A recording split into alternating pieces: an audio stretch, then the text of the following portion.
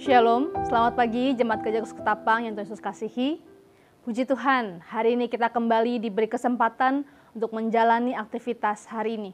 Mari sebelum kita merenungkan firman Tuhan pagi ini, kita berdoa. Bapa kami di surga, terima kasih untuk hari baru yang Kau berikan bagi kami. Terima kasih untuk kesehatan, sukacita, berkat jasmani dan rohani yang Kau berikan bagi kami. Tolong kami ya Tuhan yang rindu mendengar suara-Mu, agar firman-Mu menyentuh hati kami dan mengubahkan setiap kami. Hanya dalam nama Tuhan Yesus kami berdoa. Amin. Perenungan firman Tuhan hari ini terambil dari Keluaran pasal yang ke-33 ayat yang ke-15 sampai yang ke-17. Demikianlah firman Tuhan.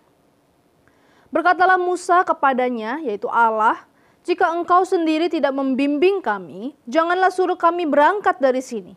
Dari manakah gerangan akan diketahui bahwa aku telah mendapat kasih karunia di hadapanmu, yakni aku dengan umatmu ini? Bukankah karena engkau berjalan bersama-sama dengan kami, sehingga kami, aku dengan umatmu ini, dibedakan dari segala bangsa yang ada di muka bumi ini? Berfirmanlah Tuhan kepada Musa, juga hal yang telah kau katakan ini akan kulakukan. Karena engkau telah mendapat kasih karunia di hadapanku dan aku mengenal engkau." Keluaran 33 ini dilatar belakangi oleh kisah bangsa Israel yang melakukan dosa yang begitu besar kepada Tuhan. Di pasal 32 diceritakan bagaimana mereka membuat anak lembu emas dan menyembahnya sebagai pengganti Allah dan pemimpin mereka. Tentu tindakan ini membuat Allah begitu murka terhadap mereka. Allah sempat akan membinasakan seluruh bangsa Israel, namun ia tidak jadi melakukannya. Allah memilih untuk tidak lagi berjalan bersama bangsa yang tegar tengkuk itu. Dan sebagai gantinya, ia hanya mengutus seorang malaikat untuk menuntun perjalanan selanjutnya sampai ke tanah perjanjian. Memang Israel akan tetap diantar ke tanah yang dijanjikan, tetapi bukan Tuhan sang pemimpinnya. Disinilah Musa datang dan berbicara dengan Allah. Alkitab melukiskan relasi Musa dengan Allah seperti seorang yang berbicara dengan temannya. Dengan berani dan rendah hati, Musa mengutarakan isi hatinya.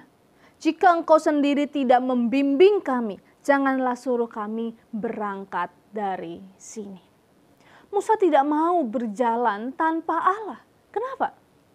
Apakah seorang malaikat tidak mampu menuntun mereka? Saya rasa seorang malaikat sudah cukup untuk mengantar bangsa Israel untuk sampai ke tanah Kanaan. Gak perlu Allah sendiri yang harus turun tangan. Lalu kenapa Musa tidak mau berjalan tanpa Tuhan? Lalu Musa memberikan alasannya.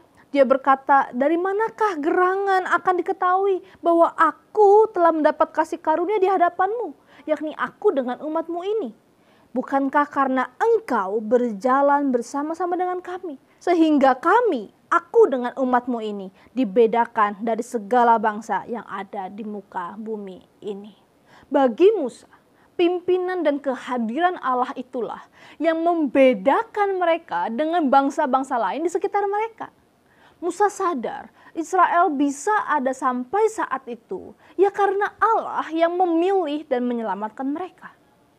Musa juga mengerti tujuan akhir dari perjalanan di padang gurun bukan sekedar tanah yang berlimpah susu dan madu, tetapi kehadiran Allah yang terus berelasi dengan umatnya. Karena itu, Musa tidak mau berjalan kalau bukan Tuhan yang berdiri di muka sebagai pemimpin. Bagi Musa, apalah artinya tanah berlimpah susu dan madu, tapi terpisah jauh dari Tuhan. Dan bersyukur kepada Tuhan, Allah penuh dengan kemurahan. Di ayat yang ke-17, Allah mengabulkan permintaan Musa untuk memimpin bangsa Israel kembali. Jemaat yang dikasihi Kristus, bagaimana dengan kita hari ini? Apa yang kita cari waktu kita percaya Tuhan dan berelasi dengannya? Lewat saat teduh, doa, ibadah. Apakah sekedar berkat pimpinan dan tuntunannya saja? Kalau hanya itu yang kita mau, seorang malaikat pun sudah bisa lakukan bagi kita. Apakah hanya supaya kita bisa masuk surga dan tidak menderita di neraka? Kalau hanya itu yang kita mau, saya yakin kita akan cepat merasa bosan tinggal di surga. Karena yang terutama adalah relasi kita dengan Allah yang hidup itu, bukan? Untuk urusan relasi inilah Allah sampai merelakan dirinya untuk menjadi manusia, mati terhina di atas kayu salib untuk membawa kita kembali kepadanya. Maka kalau Tuhan Yesus memperjuangkan relasi kita dengannya, masa sih kita hanya mau hidup enak dan berkatnya saja tanpa berelasi dengannya? Sungguh tidak tahu diri, bukan? Mari kita mengoreksi setiap hati kita. Apakah sungguh kita mengasihi Tuhan terlebih dari semua? Kalau kita tidak sembuh, apakah kita masih mengasihi Tuhan? Kalau kita bangkrut, apakah kita masih percaya Tuhan? Kalau kita tertimpa masalah bertubi-tubi, apakah hati kita tetap berpaut kepada Tuhan? Saya berdoa, biarlah setiap masalah dan penderitaan yang kita alami semakin menyadarkan kita bahwa memang kita tidak mampu berjalan tanpa Tuhan di muka kita. Dan hanya Tuhan Yesuslah harta terbaik kita. Kiranya Allah Roh Kudus menolong setiap kita. Amin. Ya Bapa, kami ingin semakin akrab bergaul denganmu sepanjang hidup kami. Ajar dan didik kami ya Tuhan untuk semakin melekat kepadamu lewat setiap musim hidup kami. Hanya dalam nama Tuhan Yesus kami berdoa. Amin.